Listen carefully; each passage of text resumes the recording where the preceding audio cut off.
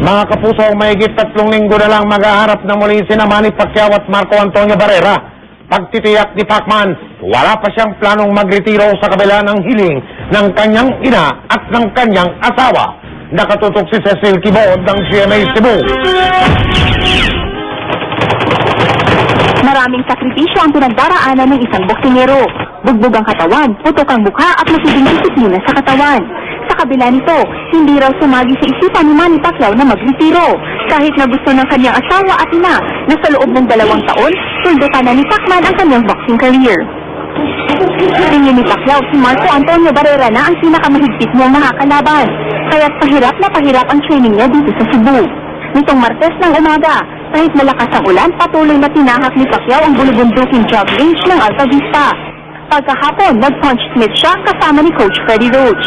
Ang sparring sessions every other day. Paminsan-minsan, pinapayagan siyang tumanggap ng mga bisita sa gym.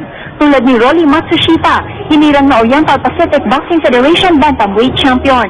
Dumalaw rin ang Canadian promoter na si Jeffrey Hughes upang i-negotiate kang Pacquiao ang promotion ng mga laban niya sa Canada.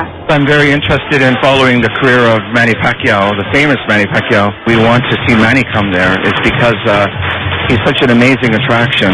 Mahigit 1 linggo na lang ang itatagal ng training ng Tabansang Kamao dito sa Cebu. Sa September 22, nakatakda siyang bumiyahe papuntang Los Angeles. Mula sa Cebu City, Cecil Kibod, nakatutok 24 oras.